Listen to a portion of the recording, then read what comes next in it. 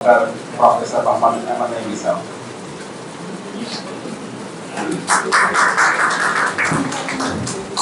آپ کی محبت کا بہت بہت شکریہ. میں علم کا سمندر نہیں بلکہ قطرہ اگر ہو جاؤں ان کو بہت بڑی بات ہے.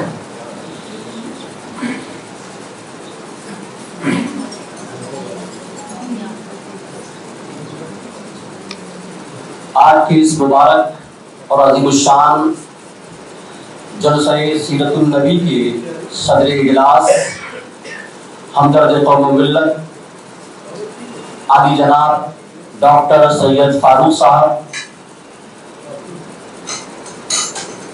عالی مرتبت ڈاکٹر معراج صاحب، عظیم سائنٹسٹ عالی جناب جاوید صاحب، مسٹر طارق عبداللہ صاحب، اور آج کی اس اجلاس کے روح رواں ڈاکٹر حکیم ضیاء الدین احمد صاحب، اور میرے سامنے تشریف فرما ارباب علم و دانش اور ارباب فضل و کمال، السلام علیکم ورحمۃ اللہ وبرکاتہ. الحمدللہ رب العالمین والصلاة والسلام علی سید المرسلین وعلی آلہ واصحابہ المطہرین ومن اتبعہم اجمعین. آج کے اس مبارک اجلاس میں میری گفتگو کا عنوان ہے The Greatest Social Reformer Prophet محمد صلی اللہ علیہ وسلم، عظیم مصلح سماج حضرت محمد صلی اللہ علیہ وسلم. حضرات، آج ہم اور آپ اس عظیم مصلح، اس عظیم رسول، اس عظیم رہبر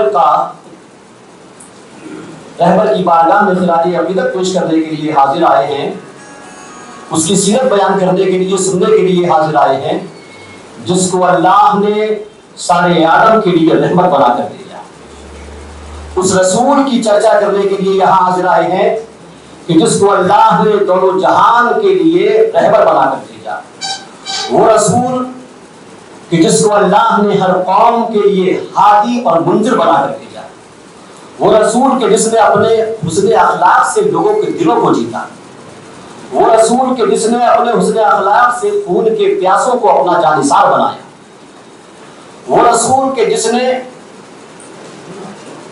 دوست اور دشمن کسی کو نہیں ترسایا، سب کو سیراب کیا. وہ رسول کہ جس نے سادگی کی انتہا کر دی. وہ رسول کہ جس نے عاجزی کی انتہا کر دی. وہ رسول کہ جس نے شہنشاہی کی مگر زندگی فقیرانہ بسر کی. وہ رسول کہ جو غریبوں کا غریب اور شہنشاہوں کا شہنشاہ ہے. وہ رسول کہ جس نے کبھی ہاتھ نہیں پھیلایا، لینا نہیں دینا سکھایا. وہ رسول کہ جس نے زبان اور رنگ کو اللہ کی نشانیاں قرار دیا. وہ رسول کہ جس نے تنگ نظر انسانوں کو وسعت فکر و نظر دی. وہ رسول کہ جس نے علم و حکمت کے دریا بہائے. وہ رسول کہ جس نے بتایا کہ بہترین سماج کے لیے صرف معاشی سورسز، معاشی وسائل ہی ضروری نہیں، بلکہ بہترین سوسائٹی کے لیے بہترین اخلاق اور اقدار کی بھی ضرورت ہے. وہ رسول کہ جس نے بچوں، نوجوانوں اور عورتوں کو صداقت کا سبق دیا اور صداقت کا نمبردار بنایا. وہ رسول کہ جس نے باطل کے آگے کبھی سر نہ جھکایا، بلکہ اس کے تربیت یافتہ لوگوں نے باطل کے آگے سر نہیں جھکایا، سر دے دیا. وہ رسول کہ جس نے حاکموں کو حکومت کا طریقہ بتایا. وہ رسول کہ جس نے خادموں کو خدمت کا طریقہ بتایا. وہ رسول کہ جس نے ملازموں کو ملازمت کا طریقہ سکھایا.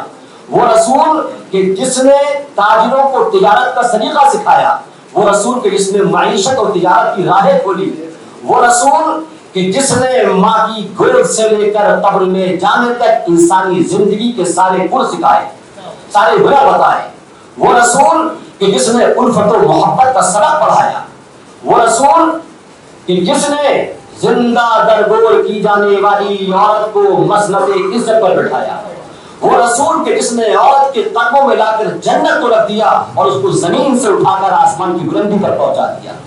وہ رسول کہ جس نے مظلوموں اور بے سہاروں کی مدد کی. وہ رسول کہ جس نے مسلم اور غیر مسلم سبھی کی حمایت کی، سبھی کی مدد کی.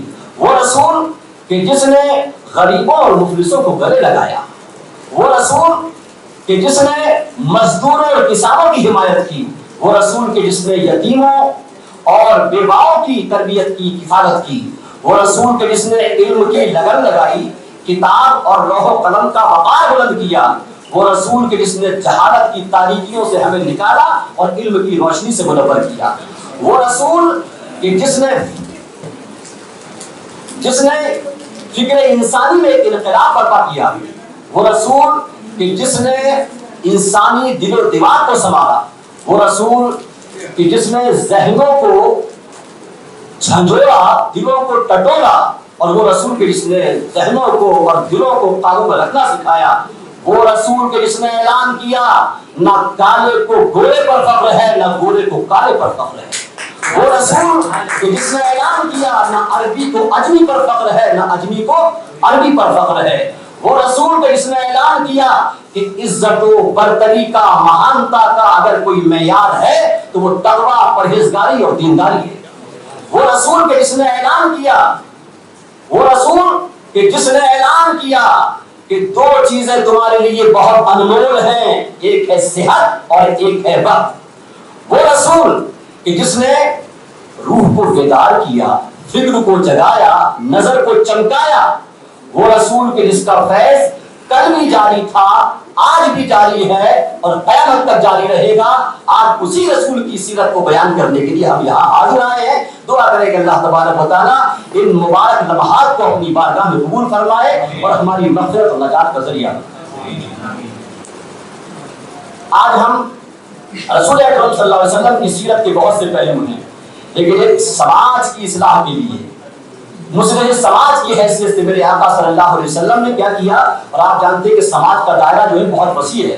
میں مختصر لفظوں میں چونکہ بھی آپ کو استاد محترم علم و آگہی کے عظیم دانشور حضرت پروفیسر ڈاکٹر سعود عالم قاسمی صاحب کے بھی پرنص خطاب کو سننا ہے، میں کچھ دیر کے لیے آپ کے سامنے حاضر ہوں۔ حضرات، پیغمبر اسلام حضرت محمد صلی اللہ علیہ وسلم کی سیرت، آپ کی شخصیت، آپ کی حیات طیبہ سماج کے ہر انسان کے لیے، ہر فرد کے لیے ایک بہترین آئیڈیل ہے، ایک بہترین نمونہ ہے۔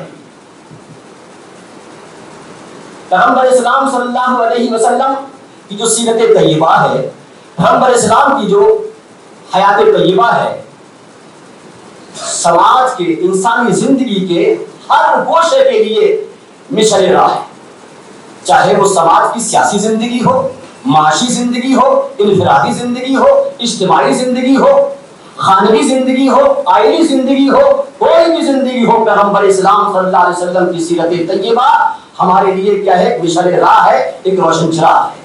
اس کی زندگی میں ہے اپنے سماج کو، اپنے گھر کو ایک بہترین سماج، ایک بہترین سوسائٹی بنا سکتے ہیں۔ پیغمبر اسلام جیسی شخصیت حضرت آدم علیہ السلام سے لے کر آج تک نہ کبھی پیدا ہوئی اور نہ قیامت تک پیدا ہوئی۔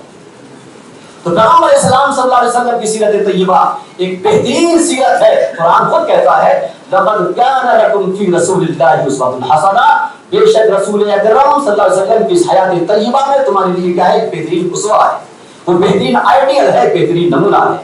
حضرات، رسول اکرم صلی اللہ علیہ وسلم نے سماج کے لیے جو رائٹس بیان کیے ہیں، جو حقوق بیان کیے ہیں، وہ دو طرح کے ہیں، ایک انفرادی حقوق اور ایک اجتماعی حقوق، ایک انڈیویجول حقوق اور ایک کلیکٹیولی جو ہے رائٹس حقوق۔ انفرادی حقوق کیا ہے؟ اولاد کے ماں باپ پر جو حقوق ہیں، ماں باپ کے جو اولاد پر حقوق ہیں، انفرادی حقوق ہیں۔ بیوی کے شوہر پر جو حقوق ہے، شوہر کے جو بیوی پر حقوق ہے، انفرادی حقوق ہے۔ استاد کے شاگرد پر جو حقوق ہے یا شاگرد کے استاد پر جو حقوق ہے، انفرادی حقوق ہے۔ لیکن ایک انسانی سماج کے، انسانی معاشرے کے، انسان کے اوپر جو حقوق ہے، ایک سماج کے اندر کس طرح رہنا چاہیے، معاشرے کے اندر کس طرح رہنا چاہیے، انسانی سماج میں رہتے ہوئے کیا ذمہ داریاں ہیں، یہ کیا ہے؟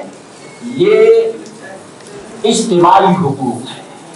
اور پیغمبر اسلام صلی اللہ علیہ وسلم نے اور قرآن نے ہمیں دونوں کے بارے میں تاکید فرمائی ہے اور کہا ہے کنتم خیر امۃ اخرجت للناس تأمرون بالمعروف وتنہون عن المنکر، ہم نے تم کو سپیریئر بنایا ہے، مہان بنایا ہے، اس لیے نہیں بنایا ہے، اس لیے سپیریئر بنایا ہے، اس لیے مہان بنایا ہے۔ تمہاری ذمہ داری ہے کہ تم لوگوں کو بھلائی کی طرف بلاؤ، اچھائی کی طرف بلاؤ، کامیابی کی طرف بلاؤ اور برائی سے روکو۔ اس لیے تم کو سپیریئر۔ اگر تم اپنا فرض پورا کرتے ہو، اپنا کرتویہ پورا کرتے ہو، اپنی ذمہ داری نبھاتے ہو تو سپیریئر ہو۔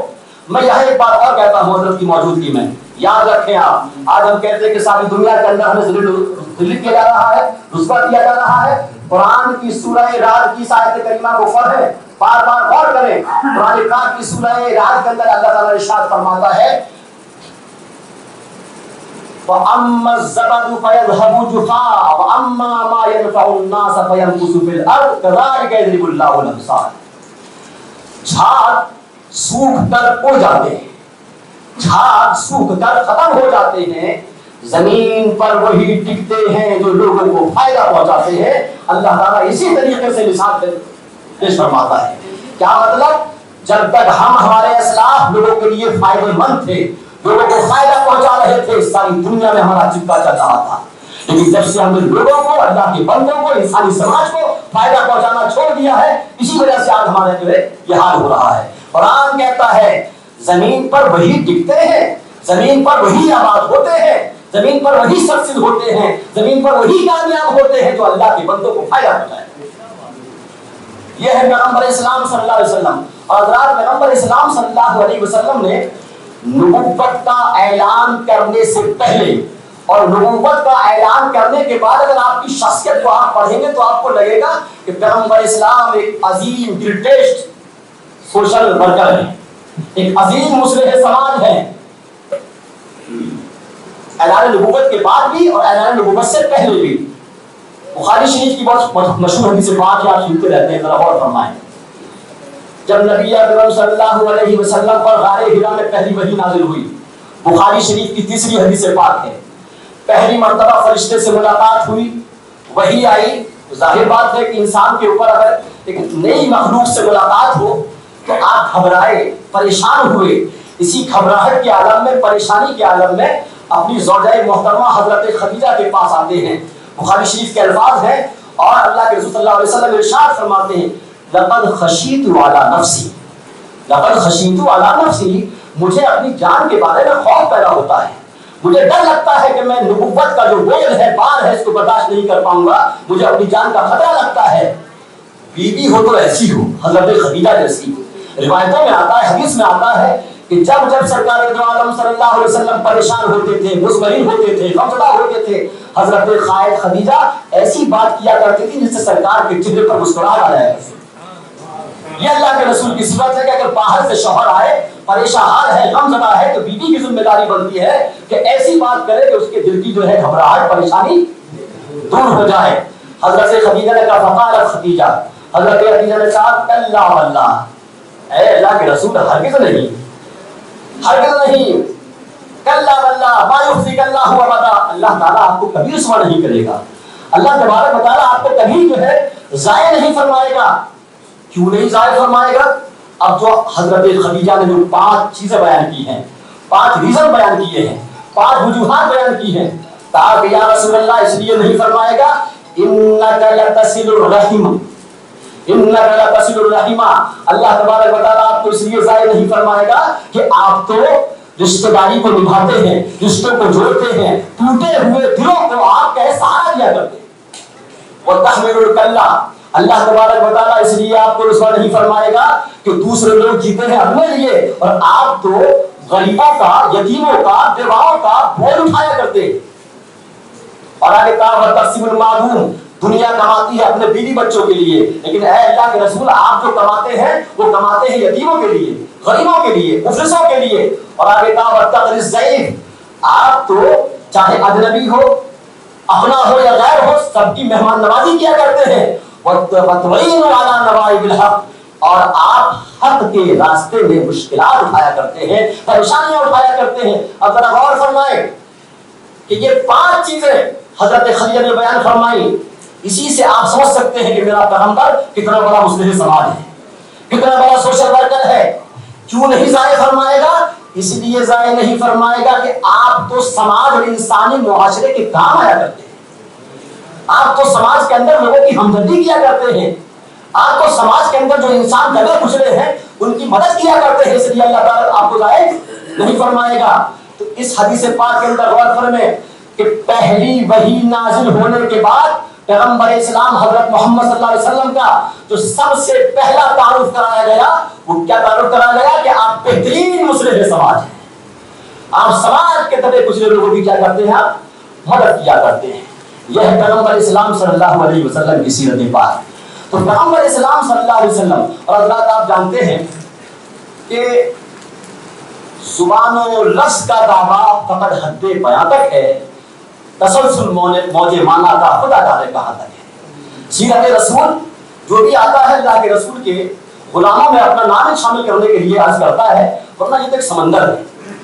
سیرت رسول کے بہت سے پہلو ہیں، میں کچھ چیزیں آپ کے سامنے عرض کر رہا ہوں سماج کے تعلق سے جو پیغمبر اسلام صلی اللہ علیہ وسلم ہے۔ اچھا سماج بنانے کے لیے، بہترین سماج بنانے کے لیے میرے آقا صلی اللہ علیہ وسلم نے جب آپ نے میثاق مدینہ، جو میثاق مدینہ بنایا اس کی جو دفعات ہے اس کو آپ پڑھ لیجئے کہ آپ نے جو میثاق مدینہ بنایا، مدینہ منورہ جانے کے بعد مختلف مذاہب کے لوگوں سے، مختلف قبیلوں کے لوگوں سے جو معاہدہ کیا اور اس کی جو دفعات، اس کے جو قوانین مرتب کیے، قسم خدا کی اس پر آج بھی اگر عمل ہو جائے تو اس سے بہتر انسانی سماج وجود میں نہیں آ سکتا۔ سب آپ اہل علم ہیں اور حضرات معاشرے کو اچھا بنانے کے لیے، معاشرے کو بہترین بنانے کے لیے قرآن کے اندر بھی فرمایا گیا ہے، حدیث کے اندر بھی فرمایا گیا ہے۔ میں چند باتیں عرض کر رہا ہوں۔ آج سب سے بڑا معاشرے کے اندر جو ایک خرابی پیدا ہوتی ہے، جھگڑے ہوتے ہیں، دنگے فساد ہوتے ہیں، وہ ہے ایکشن پر غلط ریئیکشن۔ ایکشن پر غلط ریئیکشن۔ گھروں میں جھگڑے ہوتے ہیں غلط ریئیکشن کی وجہ سے، محلوں میں جھگڑے ہوتے ہیں غلط ریئیکشن کی وجہ سے۔ پیغمبر اسلام جو مصلح سماج ہیں، قرآن بھی یہی کہتا ہے، قرآن فرماتا ہے کہ وَلَا تَسْتَوِي الْحَسَنَةُ وَلَا السَّيِّئَةُ، اچھائی اور برائی برابر نہیں ہو سکتے۔ تو ہمیں کیا کرنا ہے؟ قرآن فرماتا ہے کہ ادفع باللتی ہی احسن، برائی کو بھلائی سے دور کرو، برائی کو بھلائی سے دور کرو، بدی کو نیکی سے دور کرو۔ اے میرے کریٹر، اے اللہ، اگر ہم ایسا کریں گے تو کیا ہوگا؟ اوپر پروردگار فرما رہا ہے کہ ادفع باللتی ہی احسن، برائی کو بھلائی سے دور کرو۔ جب تم ایسا کرو گے فَإِذَا الَّذِي بَيْنَكَ وَبَيْنَهُ عَدَاوَةٌ كَأَنَّهُ وَلِيٌّ حَمِيمٌ، ایک دن وہ آئے گا جو تمہارا پکا دشمن ہوگا، وہ تمہارا پکا دوست بن جائے۔ قرآن فرما رہا ہے، اور پیارے آقا صلی اللہ علیہ وسلم نے بھی یہی تعلیم دی کہ جو تمہارے ساتھ برا کرے اس کے ساتھ بھی اچھا سلوک کرو، اور جو تمہارے ساتھ اچھا کرے اس کے ساتھ بھی اچھا سلوک کرو۔ ہر نماز میں جمعے کے روز خطبہ دیتے ہیں امام صاحب، ان اللہ یامر بالعدل والاحسان، اللہ تعالیٰ حکم دیتا ہے عدل کا اور احسان کا۔ ہم نے آج تک سمجھا ہی نہیں کہ عدل کیا ہے اور احسان کیا ہے۔ ہر جمعے میں خطبہ ہوتا ہے، امام صاحب پڑھتے ہیں، اس کا مطلب اس کو سمجھنا چاہیے، اس پر عمل کرنا چاہیے۔ عدل کا مطلب یہ ہے کہ اگر کسی نے آپ کے ایک چانٹا مارا تو ایک چانٹے کے مارے بدلے میں ایک چانٹا مارنا عدل ہے۔ اگر آپ نے کسی کو ایک تحفہ دیا، اس ایک تحفے کے بدلے میں ایک تحفہ دینا کیا ہے؟ اگر کسی نے آپ کے ایک زخم لگایا، زخم کے بدلے میں زخم لگانا عدل ہے، لیکن زخم لگایا اس کے بدلے میں معاف کر دیا، اس کا نام احسان ہے۔ اس کا نام کیا ہے؟ احسان ہے۔ کسی نے آپ کو تکلیف پہنچائی، اس کے بدلے میں معاف کر دیا۔ قرآن کے اندر بھی کہا گیا ہے، اور پیارے آقا صلی اللہ علیہ وسلم نے یہ بھی ارشاد فرمایا ہے کہ آپ محسن بنو۔ کیا بنو؟ محسن بنو۔ جب اس طریقے سے آپ سماج کے اندر، گھر کے اندر آپ کریں گے، ایکشن کے بدلے میں جو آپ کا ریئیکشن ہوگا وہ کیا ہوگا؟ اچھا ہوگا، تو آپ کے سماج کے اندر، آپ کے گھروں کے اندر بہت سی چیزیں اپنے آپ صحیح ہو جائیں گی۔ میں اللہ کے رسول کی زندگی سے دو واقعے سناتا ہوں، ایک جاہل کی مثال دیتا ہوں، ایک عالم کی۔ کہ اگر کوئی جاہل آتا ہے اور ہمارے سامنے گستاخی کرتا ہے، بدتمیزی کرتا ہے، تو اللہ کے رسول کی سیرت، جو کہ مصلح سماج ہیں، عظیم ریفارمر ہیں، اور ایک کوئی پڑھا لکھا آتا ہے گستاخی کرتا ہے، حضرت علامہ قاضی ایاز نے شفا شریف کے اندر دو حدیثیں بیان کی ہیں۔ ایک مرتبہ اللہ کے رسول صحابہ کرام کے ساتھ بیٹھے ہوئے ہیں، اور اس دن آپ کے گلے میں ایک بھاری دار چادر پڑی ہوئی ہے جس کے چھولے بڑے سخت ہیں۔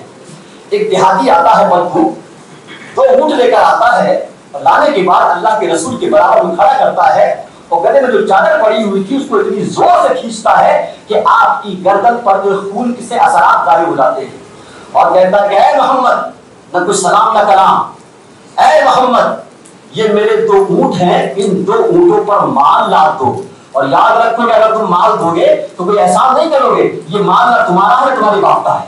انداز گفتگو دیکھیں، اللہ کے رسول صلی اللہ علیہ وسلم نے ارشاد فرمایا کہ تم نے ہماری گردن میں جو چادر پڑی ہوئی تھی اس کو کھینچ کر کے خون جیسے نشان بنائے ہیں، یہ بات کی بات ہے کہ ہم تمہیں دیں گے یا نہیں دیں گے۔ اسلام کا قانون ہے کہ جو زخم لگائے تو زخم کا بدلہ زخم سے لیا جائے، ہم تم سے پہلے زخم کا بدلہ لیں گے اس کے بعد سوچیں گے۔ جاہل دیہاتی کہنے لگا واللہ لا واللہ لا، اللہ کی قسم آپ ایسا نہیں کریں گے، اللہ کی قسم آپ ایسا نہیں کریں گے۔ کہا کیوں نہیں کریں گے؟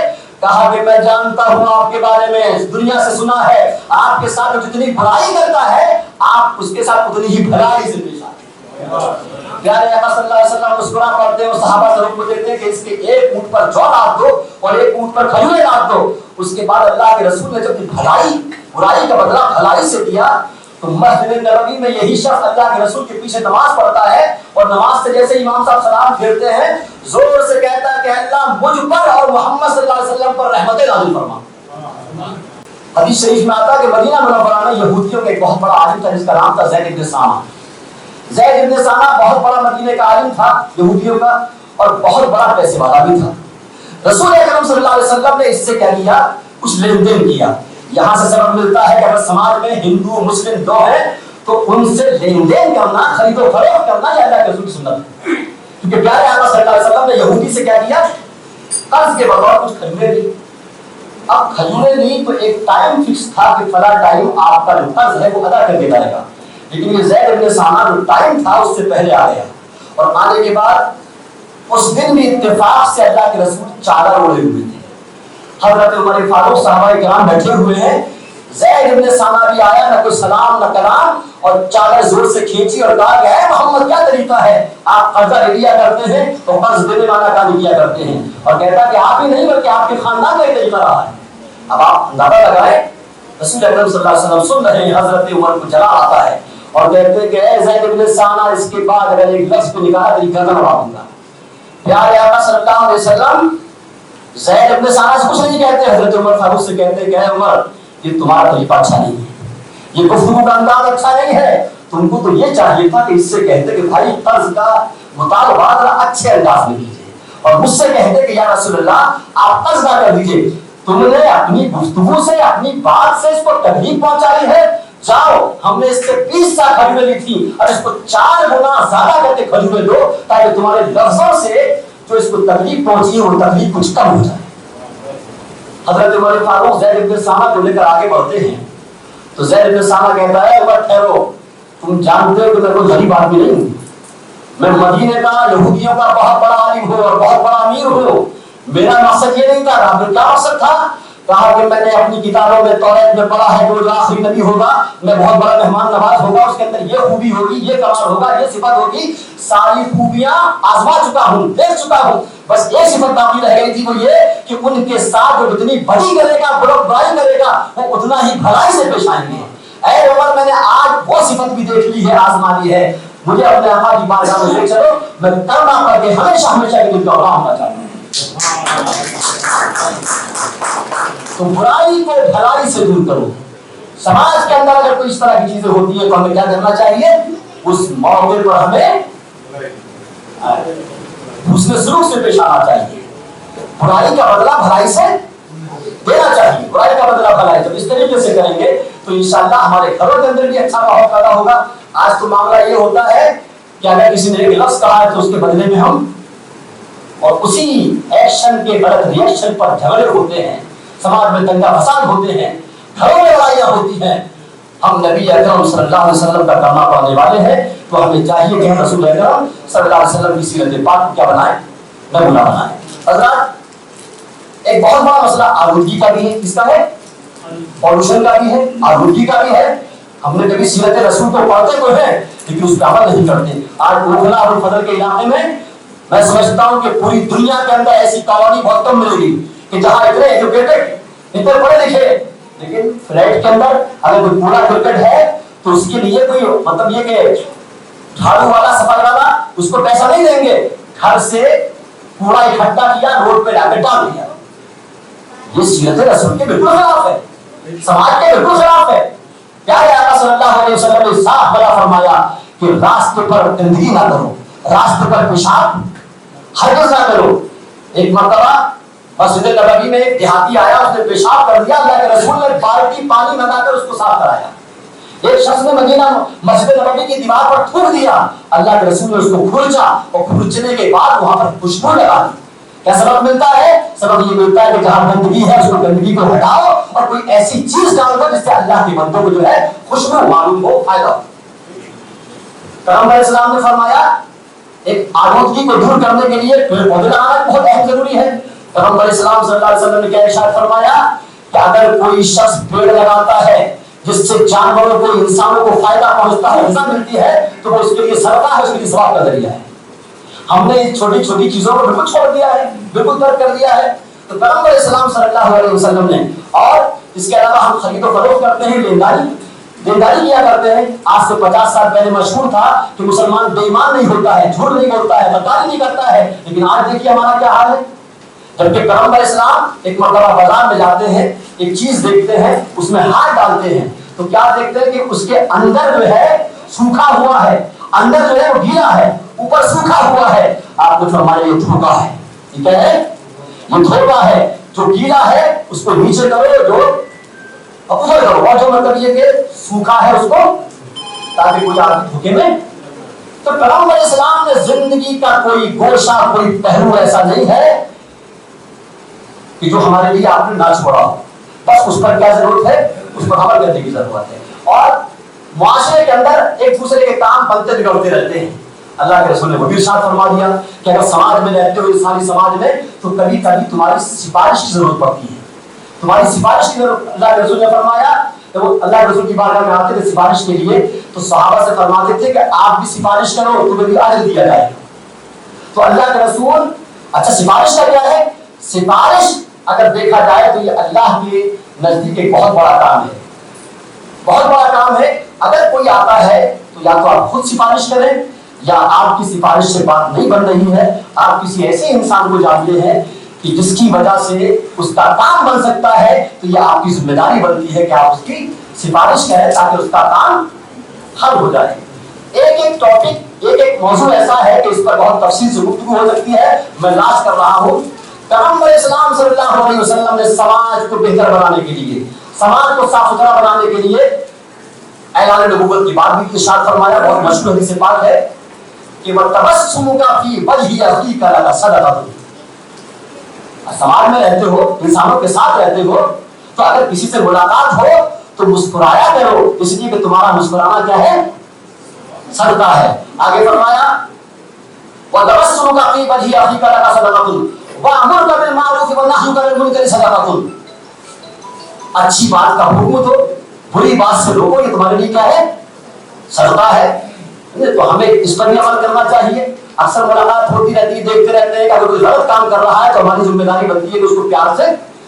آگے فرمایا وَإِرْشَادُكَ الرَّجُلَ فِي أَرْضِ الضَّلَالِ لَكَ صَدَقَةٌ. اگر کوئی آدمی راستہ بھٹک گیا ہے، گم ہو گیا ہے، تو اس کو راستہ دکھانا بھی تمہارے لیے کیا ہے؟ صدقہ ہے. وَبَصَرُكَ بِالرَّجُلِ الرَّذِي الْبَصَرِ لَكَ صَدَقَةٌ. کسی نابینا کو یا کم دیکھنے والے کو راستے پہ ڈال دینا، راستہ دکھا دینا، تمہارے لیے کیا ہے؟ صدقہ ہے. اور آگے فرمایا وَإِمَاتَتُكَ الْحَجَرَ وَالشَّوْكَةَ وَالْعَظْمَ عَنِ الطَّرِيقِ لَكَ صَدَقَةٌ. راستے سے ہڈی کو ہٹا دینا، راستے سے کانٹوں کو ہٹا دینا، راستے سے ناپاک چیزوں کو ہٹا دینا، یہ تمہارے لیے کیا ہے؟ صدقہ ہے. تو آج ہمیں جو ہمارے راستے ہونا چاہیے وہ بھی پاک و صاف ہونا چاہیے، صاف ستھرے ہونا چاہیے. یہ مصلح سماج پیغمبر اسلام کی ہمارے لیے تعلیم ہے. چونکہ وقت کم ہے اور موضوع ایسا ہے کہ اس پر جو گفتگو کی جائے وہ کم ہے. دعا کریں کہ اللہ تبارک و تعالیٰ ہمیں ان چند باتوں کو ہمیں یاد رکھنے اور اس پر عمل کرنے کی توفیق عطا فرمائے. آمین. بآخر دعوانا الحمدللہ رب العالمین. السلام علیکم.